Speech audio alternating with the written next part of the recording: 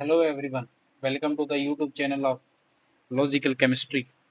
और आज हम बात करने वाले हैं 10th क्लास की केमिस्ट्री के फर्स्ट चैप्टर के केमिकल इक्वेशंस एंड रिएक्शन के 2023 में आए गए सभी पीवाईक्यूज के ऊपर। और ये सभी पीवाईक्यूज ऑल 3 सेट्स से होने वाले हैं। तो चलिए बिना कुछ देरी किए हुए हम मूव करते हैं हमारे क्वेश्चंस के ऊपर। पहला है what type of reaction occurs when KI reacts with PbNO3। देखिए, ये रिएक्शन बहुत फेमस रिएक्शन है और इसके ऊपर बहुत तरीके के सवाल बनते हैं। सबसे पहले हम रिएक्शन को लिख लेते हैं। सबसे पहले है लेड नाइट्रेट, PbNO3 का होल ट्वाइस प्लस में potassium iodide, that is lead nitrate. This is lead nitrate and this is potassium iodide, potassium iodide. ये रिएक्शन जब कंप्लीट होगी तब बनाएगी ये हमारे पास। ये पहली बात तो ये डबल डिस्प्लेसमेंट रिएक्शन है क्योंकि ये भी एक्वस मीडियम में होगा और ये भी एक्वस मीडियम में होगा। यानी लेड नाइट्रेट को जब हम वाटर में डिसोशिएट करते हैं तो ये एक्वस मीडियम में आ जाता है, और जब पोटेशियम आयोडाइड को भी डिसोशिएट करते हैं तो भी एक्वस मीडियम में आ जाता है। ये वाला जो सोल्ट है ये नाइट्रेट फैमिली का सोल्ट है, ये नाइट्रेट फैमिली सोल्ट है और ये हेलोजन फैमिली सोल्ट है। ये हेलोजन फैमिली सोल्ट है।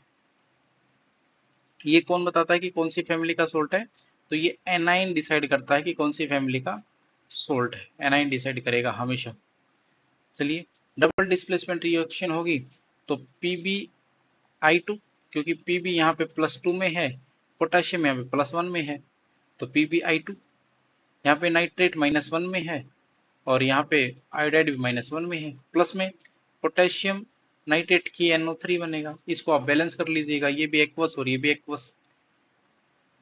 क्योंकि एक मेटल सोल्ट से एक मेटल सोल्ट सॉल्यूशन से दूसरे मेटल सोल्ट सॉल्यूशन के अंदर एक हाईली रिएक्टिव मेटल ने दूसरे लो रिएक्टिव मेटल को डिस्प्लेस किया है। इस वजह से इसको हम रिएक्शन को बोल रहे हैं double displacement reaction. Double displacement reaction. अब यहाँ पे एक सवाल और आता है, कई कई बार ये पूछ लेता है कि जो PbI2 जो बना है ये बेसिकली एक प्रेसिपिटेट बना है।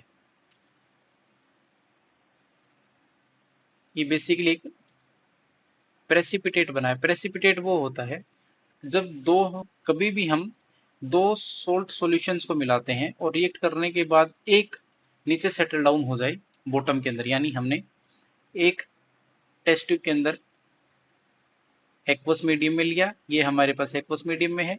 दूसरी टेस्ट ट्यूब में हमने फिर से कोई सोल्ट सॉल्यूशन रहा जो कि एक्वस मीडियम के अंदर है, और जब हमने इन दोनों को मिलाया तो हमें एक टेस्ट ट्यूब में पता चला कि एक तो हमारे पास नीचे बॉटम में सेटल डाउन हो चुका है, एक कंपाउंड हमें बॉटम में सेटल डाउन मिला इस तरीके से, इस तरीके से,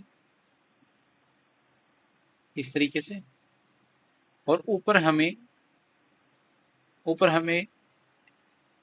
एक्वस मीडियम में कोई भी एक सॉल्यूशन मिला। तो जो नीचे सेटल डाउन हुआ है इसी को बोलते हैं, जो सेटल्ड डाउन है इसी को बोलते हैं हम प्रेसिपिटेट। इसी को बोलते हैं प्रेसिपिटेट। चलिए, यही होता है हमारा प्रेसिपिटेट। अब ये कौन से कलर का होता है बहुत बार ये पूछ लेता है, तो आपको इस बात का ध्यान रखना है कि येलो कलर का होता है। येलो कलर का कैसे होता है आप समझ लीजिए। ये पूरी टेस्ट ट्यूब है, ये फुल टेस्ट ट्यूब। इस टेस्ट ट्यूब के अंदर PbI2 भी प्रेजेंट है एंड प्लस में KNO3 भी प्रेजेंट है। अब कैसे प्रेजेंट है देखिए, KNO3 तो जो प्रेजेंट है वो है कलरलेस। कलरलेस ये हमारा जो है ये है येलो कलर का। येलो कलर का तो जो येलो कलर होगा वो होगा डॉटेड फॉर्म में। वो होगा डॉटेड फॉर्म में ऐसे करके। यानी एक तरीके से समझ लीजिए कि रात को जुगनू घूम रहे हैं। जिस तरीके से जुगनू घूमते हुए दिखाई देते हैं ना हमें रात में, वैसे ही हमें इस पूरे टेस्ट ट्यूब के अंदर येलो कलर के डॉट घूमते हुए दिखाई देंगे। ये येलो कलर के डॉट हैं, ये सारे के सारे PbI2 के पार्टिकल्स हैं। यानी PbI2 का जो सोल्ट है वो हमारा ये है। और बाकी जो बच गया हमारे पास कलरलेस, वो सारा का सारा हमारे पास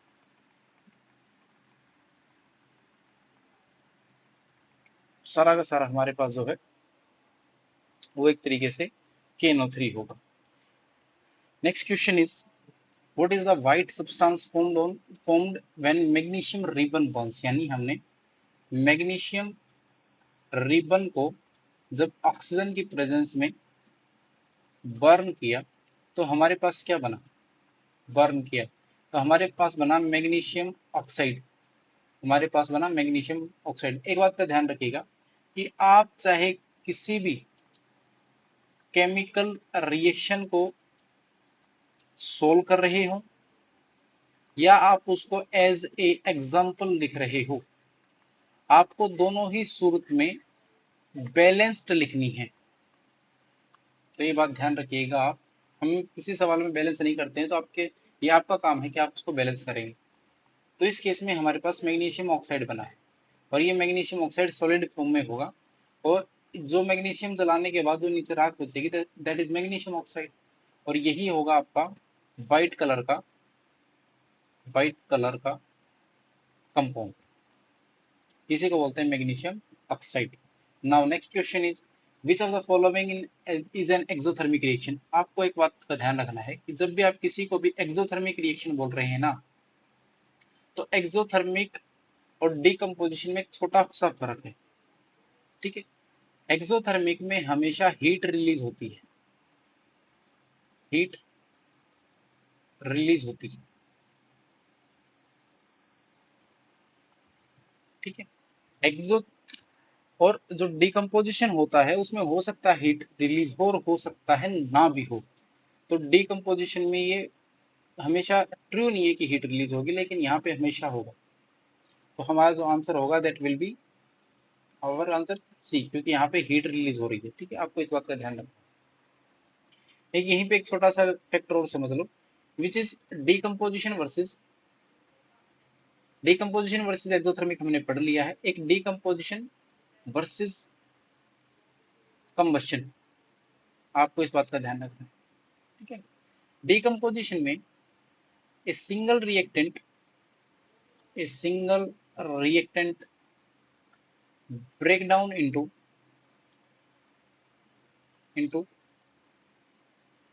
two or more than two compounds, two or more than two compounds। ठीक है, लेकिन कंबशन में ध्यान रखिएगा, कंबशन पहला तो इन प्रेजेंस ऑफ O2 होगा। दूसरी बात, पॉइंट नंबर 2, कंबशन के बाद ऑलवेज जो प्रोडक्ट होंगे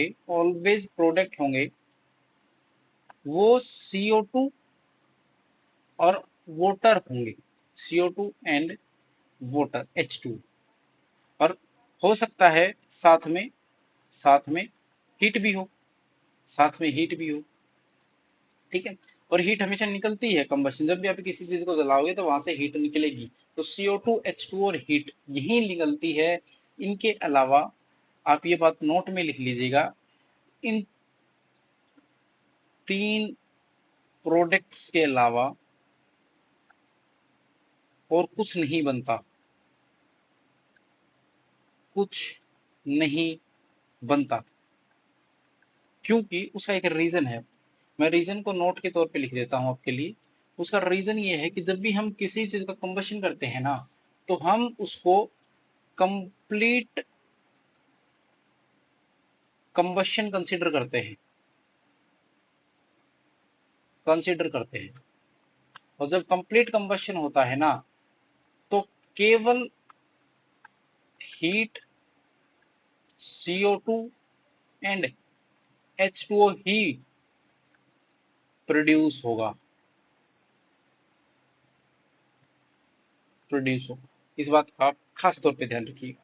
next question is right 4 observable characteristics of chemical reaction. ठीक है, क्या है हमारे पास? Four observable conditions, characteristics. देखिए इसमें से नंबर 1, देखिए जब भी केमिकल रिएक्शन होगी तो ऑलवेज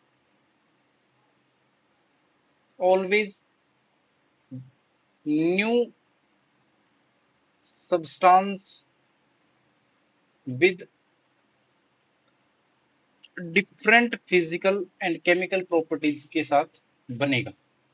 हमेशा एक नया सब्सटेंस बनेगा जिसकी physical and chemical properties reactant से डिफरेंट होंगी, will be different from different of always new substance with different physical and chemical properties will form will form। मान लीजिए रिएक्टेंट है, रिएक्टेंट किसी पर्टिकुलर सर्कमस्टांसेस के अंदर, रिएजेंट की कंडीशन के अंदर, टेम्परेचर प्रेशर की कंडीशन के अंदर में प्रोडक्ट में चेंज हुआ तो प्रोडक्ट की जो केमिकल प्रॉपर्टी है बिल्कुल डिफरेंट होंगी रिएक्टेंट की केमिकल प्रॉपर्टीज। दूसरा दूसरा एक केमिकल रिएक्शन के अंदर जब भी नया प्रोडक्ट बनता है तो वो बॉन्ड ब्रेकिंग और बॉन्ड फॉर्मेशन से बनता है, यानी कुछ पुराने बॉन्ड है वो टूट रहे होंगे और नए बॉन्ड बन रहे होंगे। तो यानी chemical reactions occurs via bond breaking and bond formation. ठीक है, some bonds of reactants, some bonds between reactants molecule reactant molecule breaks and new bond is formed, new bond is formed. ठीक है, ऐसा होने के बाद मान लीजिए मैं एक आपको एक तीसरे ऑप्शन में हमारे पास मैं आपको एक एग्जांपल दे रहा हूं। Let's say A B plus में सी ने क्या बनाया, ए सी प्लस बी बनाया। तो क्या यहाँ पे बी की जगह सी नहीं आया? तो क्या रीअरेंजमेंट ऑफ एटम्स नहीं हुआ है क्या? तो केमिकल रिएक्शन में हमेशा रीअरेंजमेंट ऑफ एटम्स होता है। चलिए fourth fourth colour change, colour change होगा। फिफ्थ हमें चेंज इन टेम्परेचर होगा, चेंज इन टेम्परेचर होगा। सिक्स्थ फॉर्मेशन ऑफ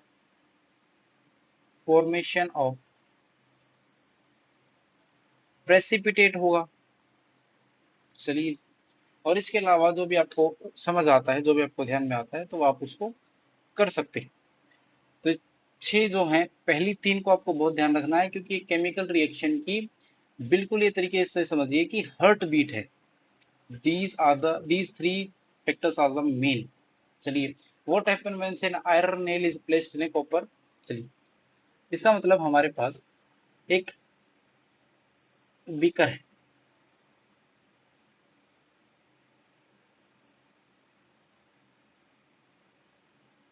इस बीकर के अंदर हमने डाला है कॉपर सल्फेट का एक सॉल्यूशन,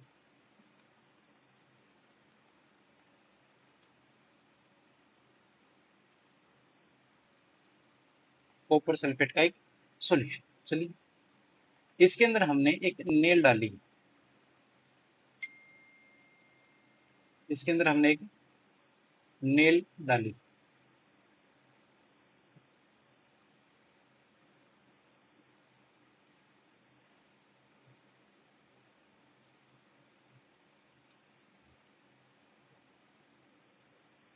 ठीक है, चलिए देखिए अब इसको अगर एक केमिकल रिएक्शन की तरह लिखूंगा तो ये क्या है, ये एफिनेल है, नेल है, तो Fe in form of solid है और CuSO4 इन एक्वस मीडियम है। तो जब हम इसको करेंगे तो क्या करेंगे, देखिए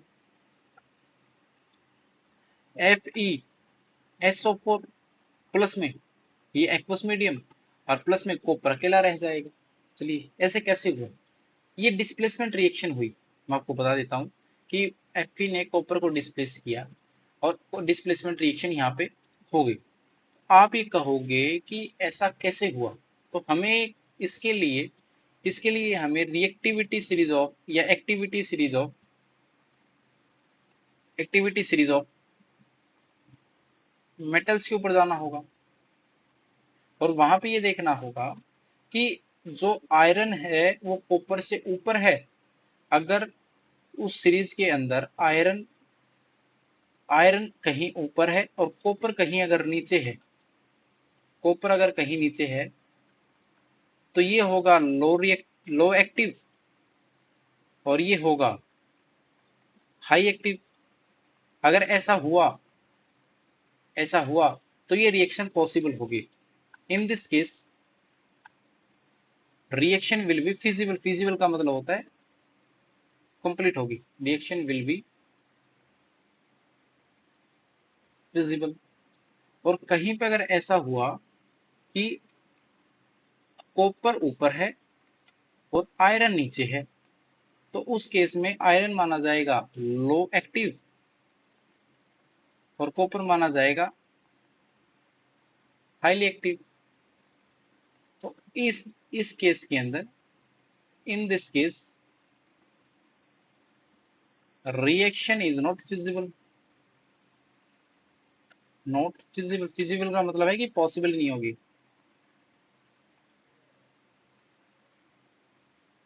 फिजिबल रिएक्शन पॉसिबल ही नहीं होगी।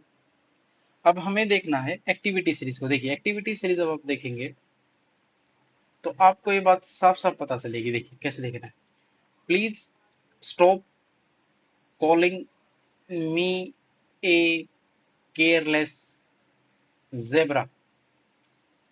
इंस्टीड का मतलब iron, instead I for iron, ये क्या आएगा, please stop, NaS for stop, calling me a careless zebra. Instead try, try बोले तो tin, learning L for lead, learning how copper save, silver S for save, gold and gold platinum, H for यहाँ पे hydrogen आ जाएगा। यहाँ पे आपको how copper, तो आपको साफ साफ पता चल रहा है कि एसन ऊपर आयरन ऊपर है और कॉपर नीचे है। यानी हमारा जो केस है यहाँ पे वो ये वाला केस है, ना कि ये वाला केस, ना कि ये वाला केस। तो यहाँ पे ये रिएक्शन होगी और इसका कलर भी चेंज होगा। Next question is what is redox reaction. देखिए रेडॉक्स रिएक्शन का मतलब होता है कि RED, red means reduction, reduction, और OX मीन्स ऑक्सीडेशन। ठीक है, जहां पे ऑक्सीडेशन एंड रिडक्शन एक साथ होंगी उसी को बोलते हैं रिडॉक्स रिएक्शन। ठीक है, तो आप इन दोनों को इन टर्म्स ऑफ इलेक्ट्रॉन भी डिसाइड कर सकते हैं और आप in terms of oxygen and hydrogen भी डिसाइड कर सकते हैं। और सिमिलरली इसके लिए भी इलेक्ट्रॉनिक टर्म में भी और एटॉमिक टर्म में भी डिफाइन कर सकते हैं इन दोनों को। और आपको इनका अगर किसी का एग्जांपल देना लिख रखा हो या ना लिख रखा हो, आपको बाय डिफॉल्ट एग्जाम्पल लिखना है। एग्जाम्पल लिखना है आपको ये बात। चलिए नेक्स्ट क्वेश्चन इज बैलेंस। ये दूसरे सेट के क्वेश्चन आ रहे हैं, आप देख लीजिएगा क्वेश्चन नंबर 1 2 3 या फिर से क्वेश्चन 1 2 आ रहा है, तो आप ये समझ लीजिएगा कि आपके सेट्स चेंज हो रहे हैं, ठीक है। Balance the chemical equation and identify there types. देखिए आपको बैलेंस करना है, वो आप बैलेंस आइडेंटिफाई करिए पहले टाइप को। देखिए BaCl2 K2SO4, यानी ये भी हमारे पास BaCl2 प्लस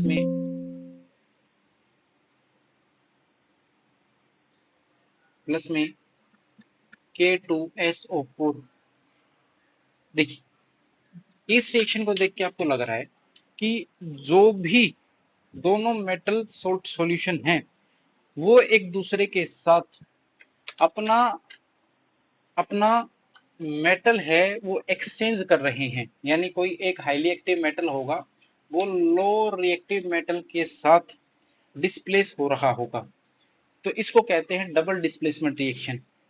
इस पहले वाले के अंदर से इस पहले वाले के अंदर से बेरियम पोटेशियम को डिस्प्लेस कर रहा है और क्या बना रहा है BaSO4 और प्लस में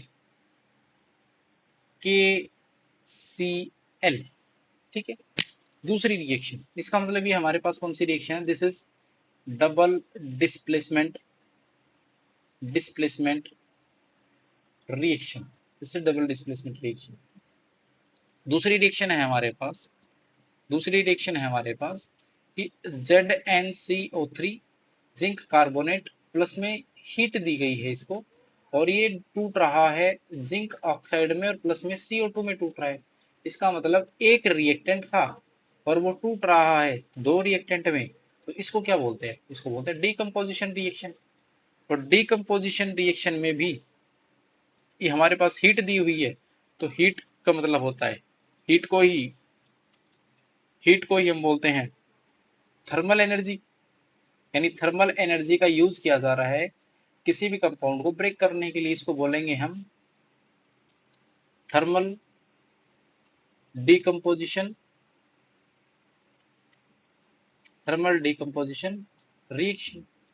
थर्ड, Mg प्लस में यानी मेटल है और आपके पास एक एसिड है,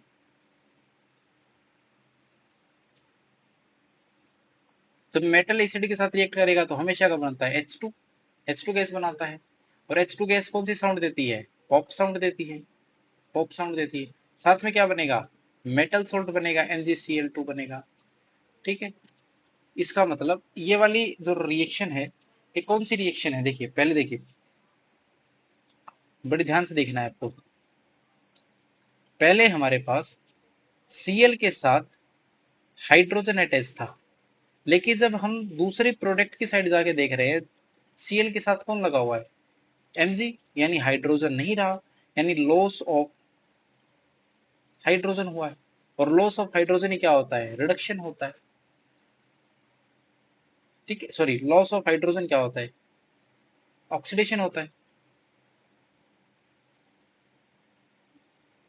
लॉस ऑफ हाइड्रोजन क्या होता है, ऑक्सीडेशन होता है। यानी यहाँ पर किस चीज का ऑक्सीडेशन हुआ है, ऑक्सीडेशन किसका हुआ है, ऑक्सीडेशन हुआ है HCl का, ठीक है।